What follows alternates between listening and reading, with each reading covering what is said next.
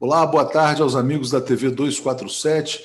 Eu sou Leonardo Atucho, jornalista, editor do site Brasil 247 e recebo aqui nosso querido amigo advogado Vadir Damus. Boa tarde, Vadir, tudo bem? Boa tarde, Atucho. Boa tarde, queridos amigos e amigas. Tudo bem? Vadir, muito bom falar com você. Eu vejo que você está no aeroporto, em trânsito, chegando no Rio de Janeiro, mas participando aqui conosco do noticiário, né? Todo mundo muito espantado com esse caso da SECOM, Secretaria de Comunicação do Governo Federal, cuida da publicidade milionária, mais de 200 milhões de investimento por ano, paga veículos de comunicação como Globo, Bandeirantes, SBT, Record, etc. E o secretário de Comunicação recebe dinheiro desses mesmos, de alguns desses veículos, pelo menos, e também de agências de publicidade. Como é que você vê esse caso, que nos parece escandaloso, e te peço para explicar para o pessoal se há ou não o conflito de interesses. Atucho, é absolutamente escandaloso, né? É algo estarrecedor. E mais estarrecedor do que o fato em si é a inação, ou seja, a omissão do presidente da República. Não sei nem se omissão, porque ele foi instado a se pronunciar sobre esse assunto numa entrevista coletiva, abandonou a entrevista por conta disso, e ainda sai dizendo que trata-se de um excelente profissional, ou seja, o secretário de Comunicação. E o próprio ministro da Justiça, que quando se trata de assuntos ligados à ética e à moral, né, sempre é o primeiro a se pronunciar, mas quando se trata do seu próprio governo e de seus colegas de governo, ele fica num silêncio obsequioso, né, esse sim imoral. Para que o pessoal entenda, há um evidente conflito de interesse. Interesse privado e interesse público. Qual é o interesse público? Ele é chefe da SECOM, da Secretaria de Comunicação do Governo, é subordinado diretamente ao gabinete da Presidência da República. E a SECOM é o órgão governamental encarregado de distribuir, né, as verbas de publicidade para os órgãos de comunicação. Né? E, ao mesmo tempo, ele tem uma empresa, né, que contrata esses órgãos. Então, ele, ao mesmo tempo, ele paga, e nós sabemos que os critérios do governo Bolsonaro são critérios absolutamente pessoais, né? São critérios que não são pautados pela ordem pública, por critérios objetivos, né? O Bolsonaro vira e torna, se refere a esse ou aquele órgão de imprensa, né, de uma maneira desairosa, hostil, né, e fazendo ameaças em relação à distribuição de verba de publicidade.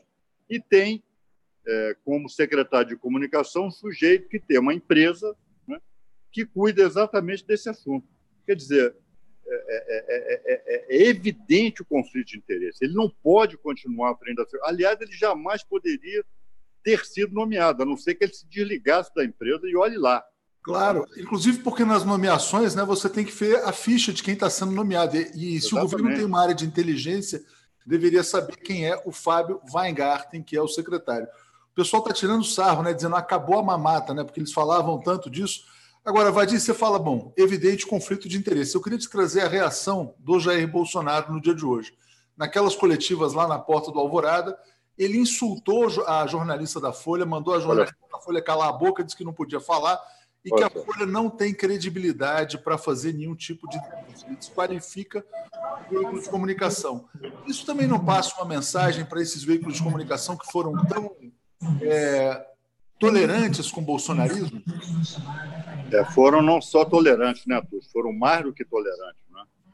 Esses veículos de comunicação claramente ajudaram o Bolsonaro a chegar onde chegou.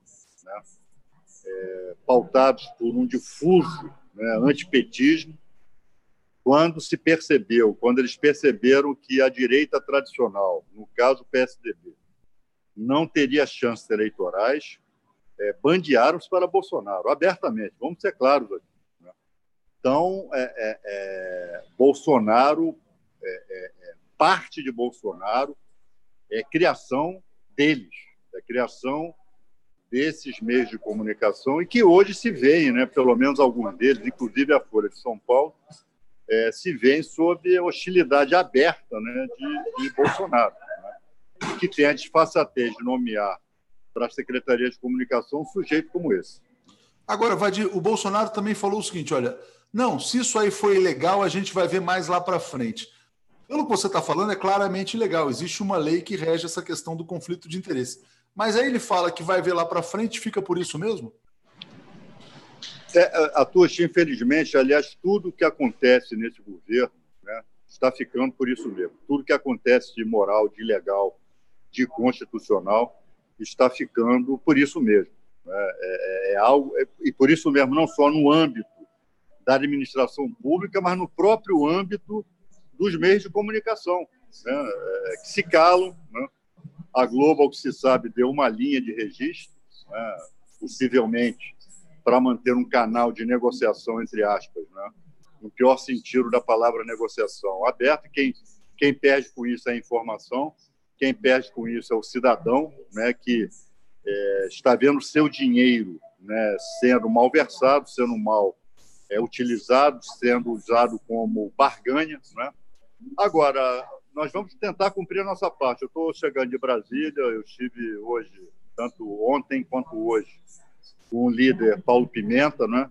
E recomendei ao Pimenta que se representasse na Comissão de Ética da Presidência da República, contra o ministro, né? Contra esse chefe da SECOM e contra o próprio presidente da República, né? Que claramente, não é nenhuma omissão, não. Ele disse que vai deixar para lá. Né? Deixa para lá. Ou seja, um presidente, se foi ilegal, a gente vê lá, mais ali à frente, quer dizer, é algo...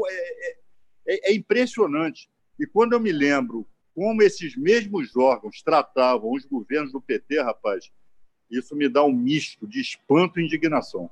Ô, Vadir, você acha que na prática, com essa frase, o Bolsonaro está liberando a corrupção no governo? Tá, sem sombra de dúvida, né?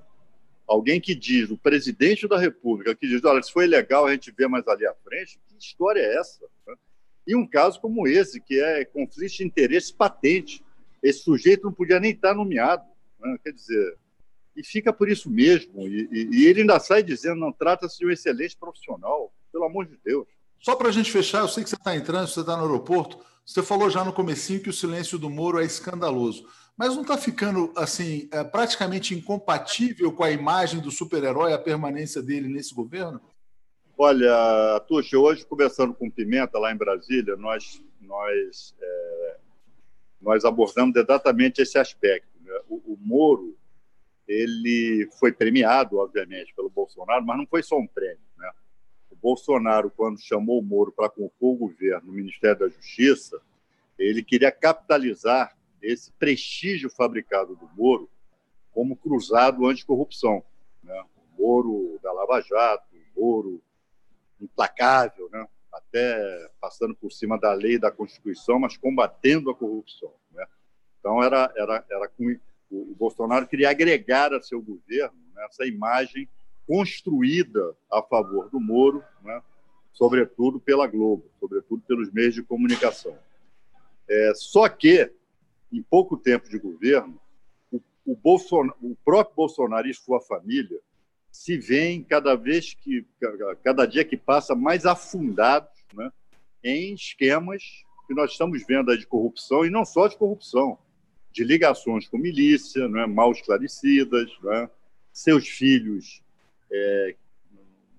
não conseguem explicar, né, sobretudo o Flávio Bolsonaro, essa história aí das rachadinhas na Assembleia Legislativa, os prêmios a milicianos, a primeira-dama recebendo quantias aí não explicadas na sua conta bancária, quer dizer, e mais outros episódios, né, que envolvem aspectos de moralidade administrativa.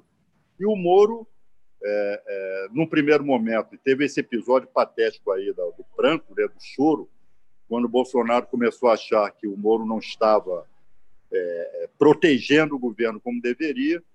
O Moro, aos prantos, pediu uma segunda chance, e parece que para ele a segunda chance valeu a pena, porque ele até agora ele está protegendo, ele está servindo de colchão, né, a favor do governo. Agora, se ele aspira, e obviamente aquilo a que ele aspira é a presidência da República, num dado momento, ele vai ter que tomar a decisão.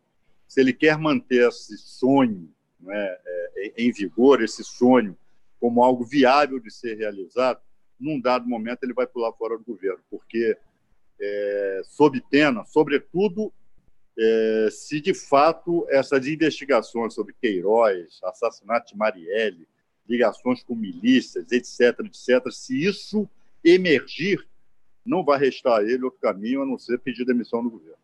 Você mencionou esse caso do Moro, né, de ter sido, enfim, quase demitido pelo Bolsonaro. Isso aparece no livro Tormenta, da Thaís Oyama, que está sendo lançado. E uma das revelações desse livro é que o Bolsonaro também tentou impedir um depoimento do Fabrício Queiroz, que aí é um caso clássico de obstrução judicial, né? Sem dúvida. Agora, isso, do ponto de vista estritamente técnico, né, para ele ser acusado de tentativa de obstrução à justiça, isso vai ter que ser provado, né? Não basta, por mais seriedade que o relato tenha por parte da jornalista, mas isso serve de prova lá na Lava Jato. Na Lava Jato, qualquer coisa, qualquer notinha de imprensa que implicasse o PT, implicasse o Lula, tinha valor de prova. Mas isso parece que não funciona com o Bolsonaro. Então, falando em termos estritamente técnicos, né, teria que ver, de fato, algo que robustecesse, que demonstrasse que o relato é real. Ele é real, ele vale como relato jornalístico, né? Mostra exatamente como é que Bolsonaro trata essas coisas, mas que merecia uma investigação, merecia. Claro, mas o caso Secom já está provado e confessado, né? Sem dúvida. Agora, é claro, Atushi, vamos imaginar o senhor Queiroz, né, sendo investigado com seriedade e depondo, né, no Ministério Público, na Polícia Federal, diante de um investigador isento, né, e que lhe ofereça uma delação premiada. Isso pode mudar os rumos das coisas, né? E acho que esse é o pesadelo, né, que atormenta o clã Bolsonaro. Maravilha. Vadir, obrigado por ter entrado ao vivo aqui com a gente. Muito bom falar com você. Obrigado aí por ter, na chegada aí no aeroporto, aberto um espaço para comentar esse caso. Um abração, é sempre um prazer falar com vocês, estou à disposição, tá? Até a volta. Então, um abração para você. Obrigado, Vadir. Grande abraço. Obrigado a todos.